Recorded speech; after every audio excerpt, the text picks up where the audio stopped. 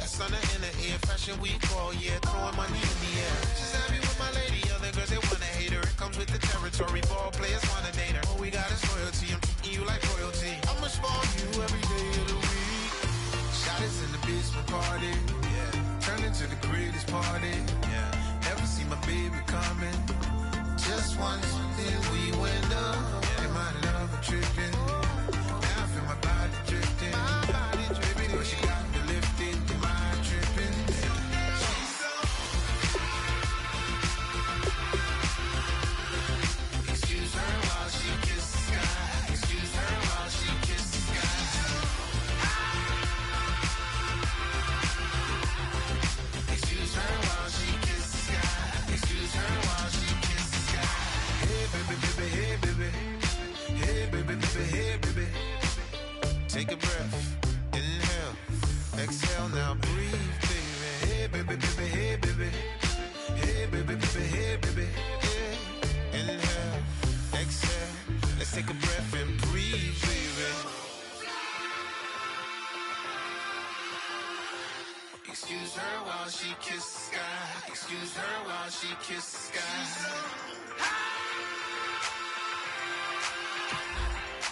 Excuse her while she kisses the sky. Excuse her while she kisses the sky.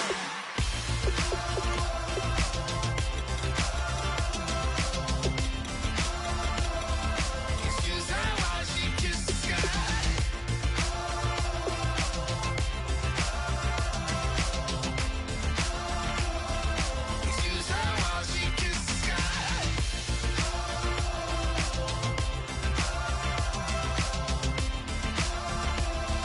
Excuse her while she kisses the sky. Excuse her while she kisses the sky.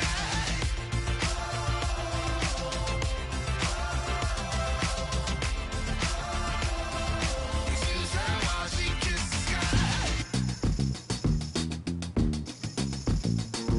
Yeah. Tell me how. Yeah.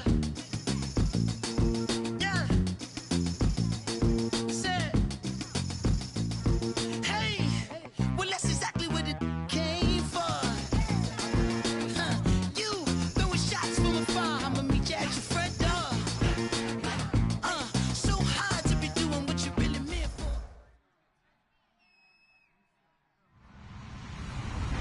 Hello, everyone. I'm Larry Ridley. You're tuned into the NFL on EA Sports.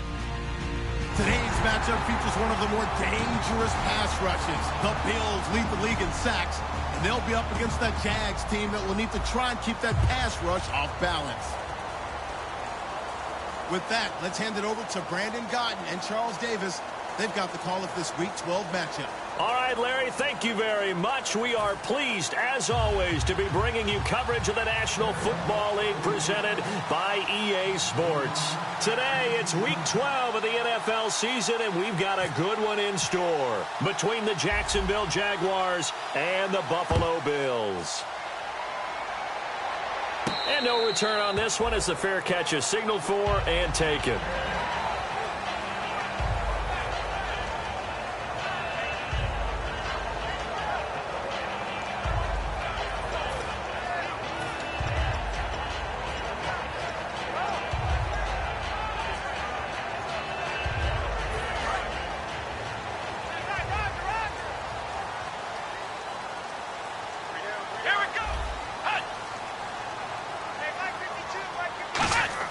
On 1st and 10, it's Taylor. And his first pass here is going to fall incomplete. Sammy Watkins, the intended target. That'll bring up 2nd down.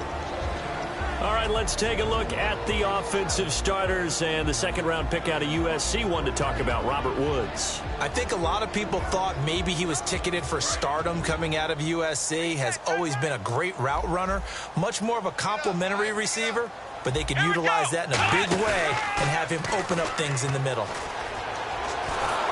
A hit as he throws there, incomplete. Sammy Watkins, the intended receiver, and that'll make it 3rd down. And we take you through the starting defense for Jacksonville. Cameron Jordan is now one of those versatile defensive linemen that you can play all up and down the front. Whether he's playing tackle or end, he knows how to make plays.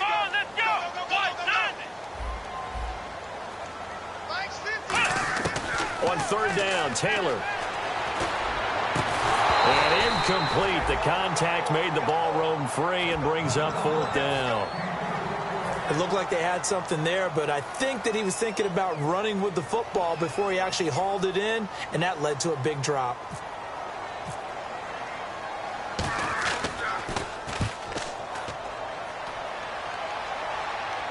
And that kick will go out of bounds right at the 20-yard line.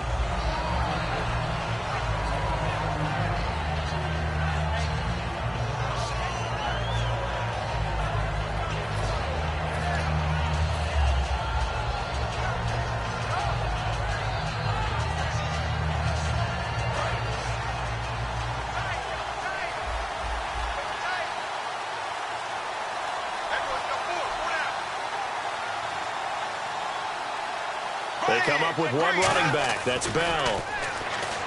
Now Bortles. Catch here, left side, Thomas. And the ball is knocked out, but this will get out of bounds, so possession will stay the same. I don't know about you, but I could hear and feel the sigh of relief all the way up here in our booth. That was palpable. The sideline, the friend there. No doubt about it. The ball goes over the sideline, able to retain possession, no turnover. I know his coaches are screaming, just hang on to the ball, man. Now the first carry for Le'Veon Bell. 2 yards on the carry there. It'll be second down. Now look at the starting unit, and here's to you, Mr. Robinson. Oh, I like that one. Allen Robinson, I love coming out of Penn State. Everyone kept telling me he's not fast enough, and I kept pointing to the film and saying yes, but he catches everything. He's definitely a threat.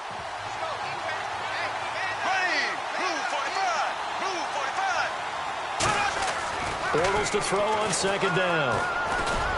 Now the hook up here to Allen Robinson. And he's taken down, but not before he gets this into enemy territory across the 40. Well, clearly one of his advantages as a passer is his height. Sit back in the pocket, fired over the middle. That makes things tougher defensively, doesn't it? It really does, because your goal is to move the quarterback off his initial spot when he gets his drop back completed. But when you have that type of height, he can stay in there if he's willing to take the hits and just fire over the top, which saves him time and actually completes a play a little bit quicker than it normally does for a quarterback who has to slide and find open space to throw. Give him a couple on the carry there, 2nd and 8. And we take a look at the Bills' defense. Marcel Darius, year in and year out, plays at a Pro Bowl level. Second down following the run.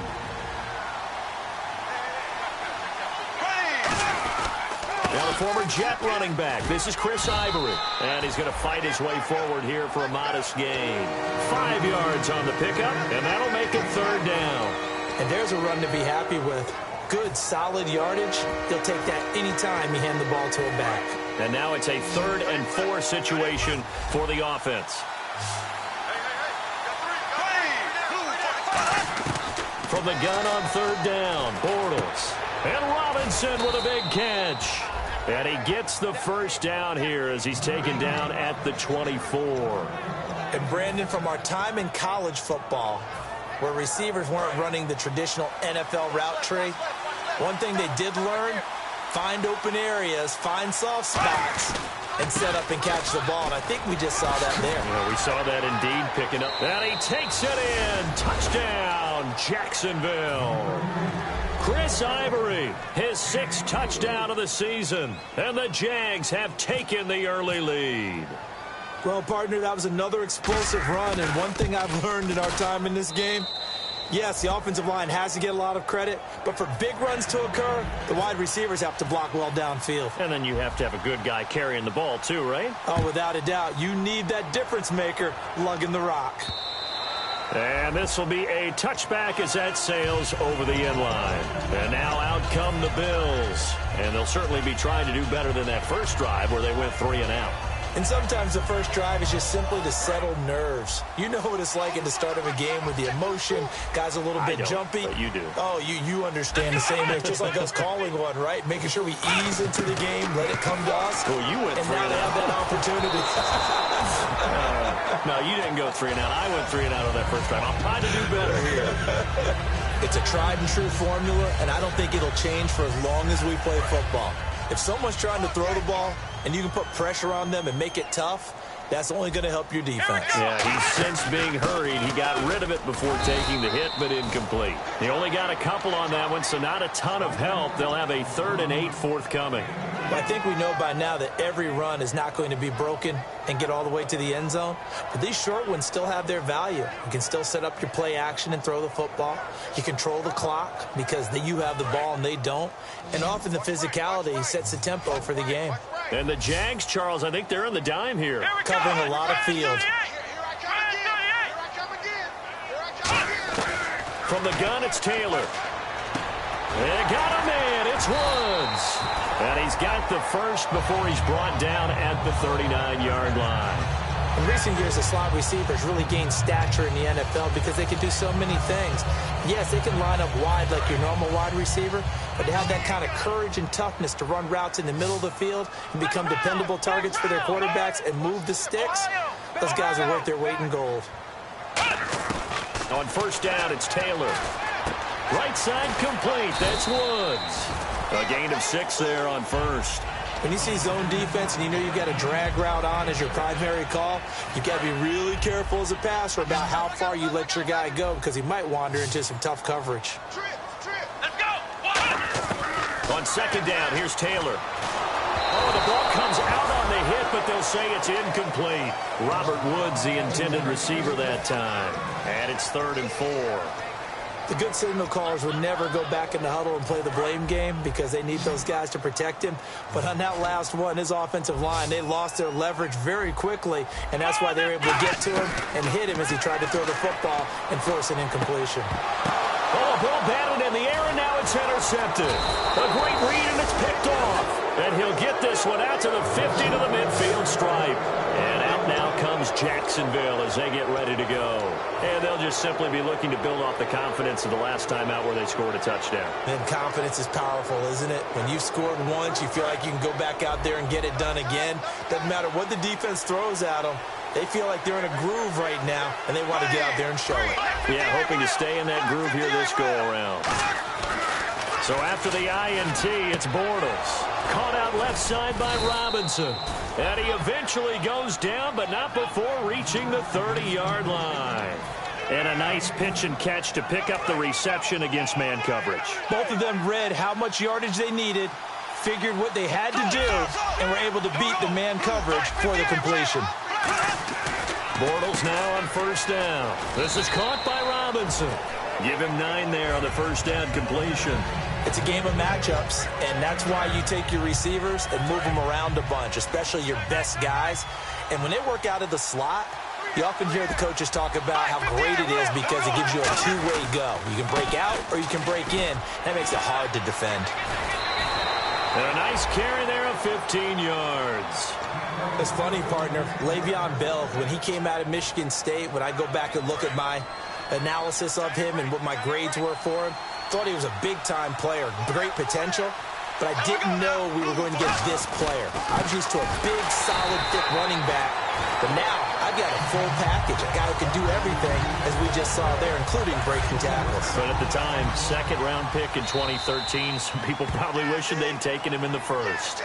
Alongside the former defensive back Charles Davis, I'm Brandon Gaudin. It's Jaguar football as we begin quarter number 2, and they'll come up looking to keep this drive moving.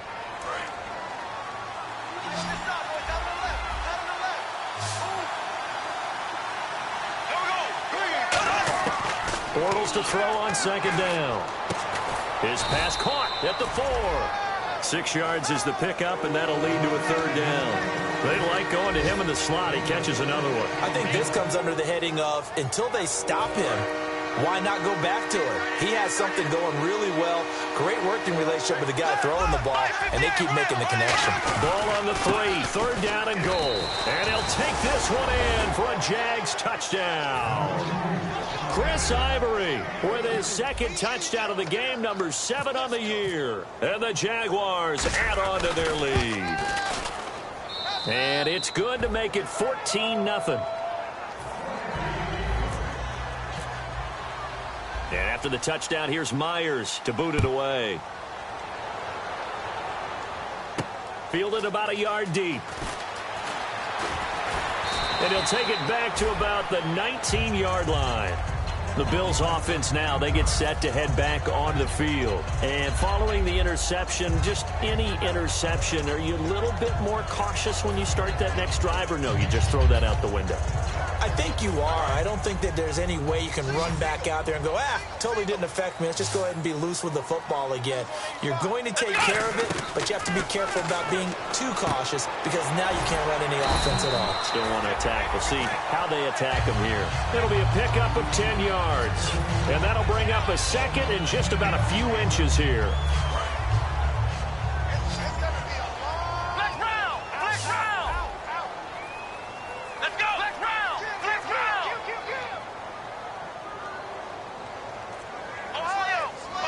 They come out 5 wide, 3 of them to the right side.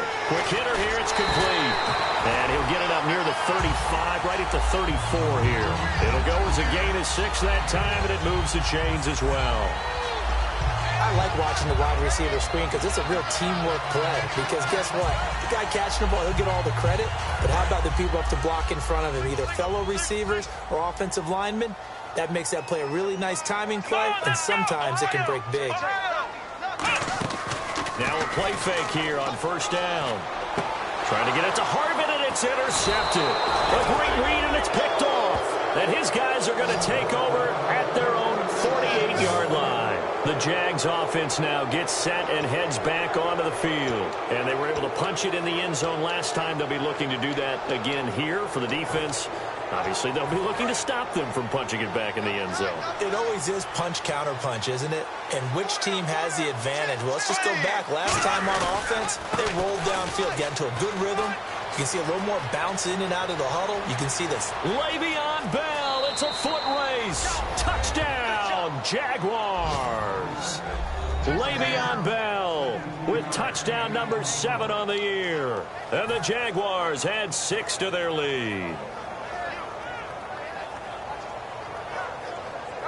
The extra point now coming from Myers. And it is now 21-0.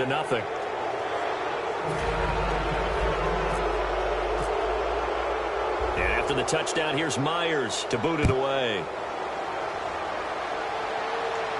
Fielded about a yard deep. And he'll get across the 20 before he's brought down at about the 23-yard line. And the Bills getting set to go. And following the interception, we'll see what they can put together on this drive. I can hear my old college coach right now. He always used to tell us before every game, the team making the fewest mistakes will win. What they're hoping is that last mistake is their only one of the game. Coaches, that's all they talk about, turnovers, right? Minimizing those and maximizing opportunities. Trying to shake off the interception from the last drive. He'll look to throw. And he knocks the ball away, and it falls incomplete. There's no shyness there pushing the ball downfield, but I like the coverage on the play. In good position. And when you have a 50-50 ball, who's going to come down with it? I like the way they made the play, came across, and knocked it away. Again, now it's Taylor on 2nd and 10. Eluding the pressure right. And he takes a shot on the release as this will be incomplete. Different pass rushes are designed for different things. Sometimes you want to keep the quarterback in the pocket. Sometimes you want him to flush. I don't know exactly how this one was designed, but they made sure they moved him to his right. He got out of the pocket. Unfortunately for him, he was hit as he tried to throw the ball, and that resulted in an incompletion. Taylor will throw, finding time. He was trying to get it to LaShawn McCoy, and it's 4th down. Well, they've had a pretty frustrating first half here offensively, and then just continued there with that incompletion. Yeah, definitely frustrating for them, but heartening for the other guys. Those stop troops, they're enjoying things right now because they made it very difficult for them throughout the half. The 3 straight incompletions, they don't care. That hasn't dissuaded them. They're going to go for it on 4th. They come out 5 wide, 3 of them to the right side. Here's Taylor. Surveying the field. And this is incomplete. Boy, a real head-scratcher there. And the Jags take over in terrific field position. Out comes the Jacksonville offense as they get set to take over here. And they hit the home run last drive. One play off.